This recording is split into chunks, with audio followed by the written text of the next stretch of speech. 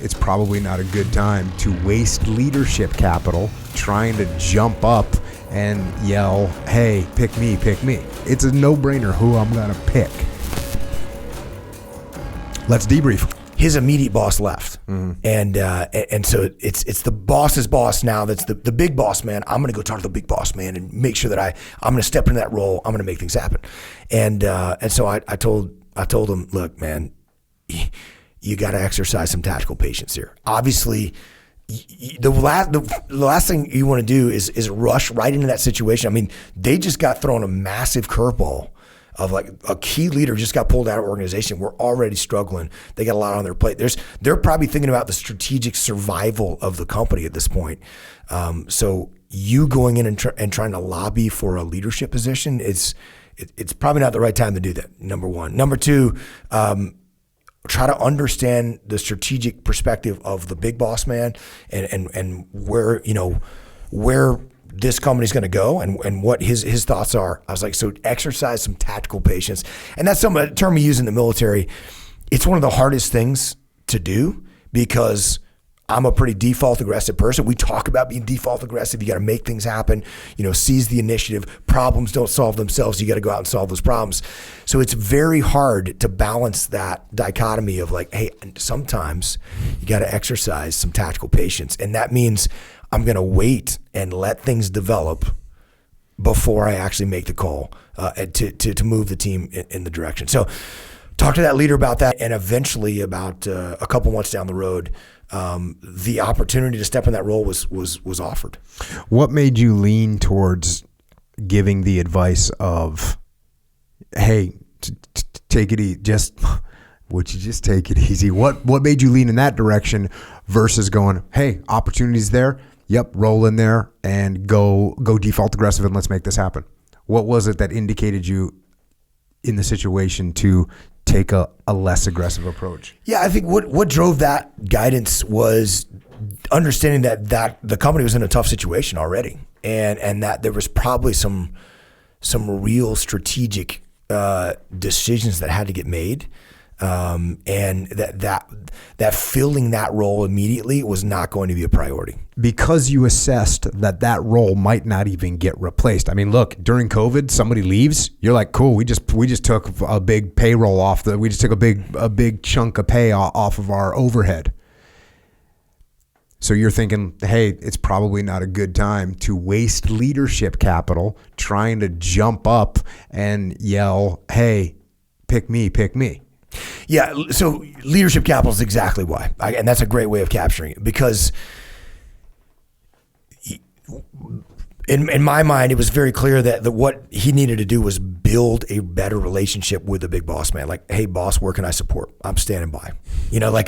I'm standing by. What do you need? Think about the difference. Think about the difference of what you think of these two people.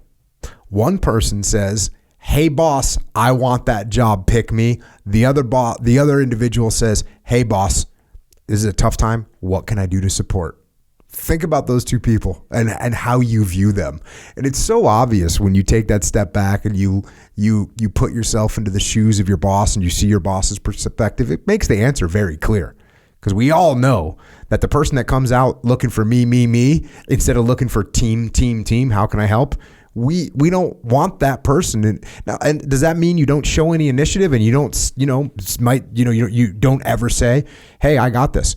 I'll tell you what, I would much rather show you that I want to step up and lead than tell you I want to step up and lead. 10 times over.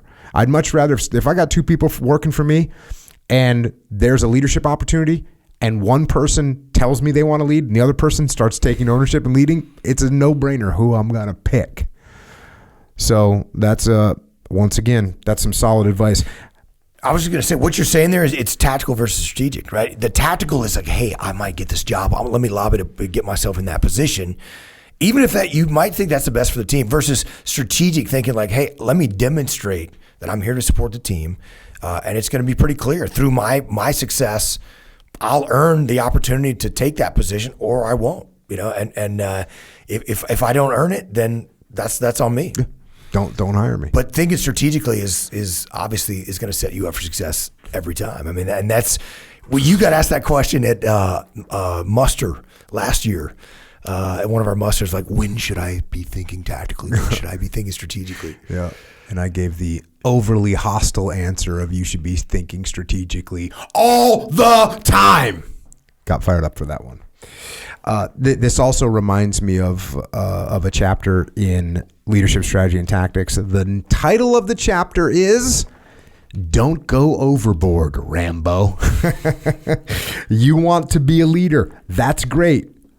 But don't be offensive about it. What does that mean? It means don't run around saying, I'm the leader, I'm in charge, listen to me, I'll make the decisions. That attitude will offend many people. It's the equivalent of, look at me, I'm important, and it doesn't go over well. Rambo might be a cool movie character, but charging out alone without regard for others doesn't work in a team environment. So there you go. Got to watch out for that one. Don't go overboard, Rambo. Which is, by the way, Rambo is a very derogatory term to call someone in the SEAL teams. Hey, what are you doing over there, Rambo? Well, that's how it gets used. You don't go, dude, nice work, Rambo. So, sorry there, John J. Rambo. Although we did, Mark Lee often quoted, Rambo, what mean expendable? All right. But there's one more area, right, between resistance and insubordination. And I believe that this other area is disrespect. You got someone that's throwing comments at you. You got someone that's undermining you. You got someone that's making you look bad. When you demand respect, you lose respect. So when someone's being disrespectful to you and you just demand respect from them, their respect for you doesn't go up. But if you were to say,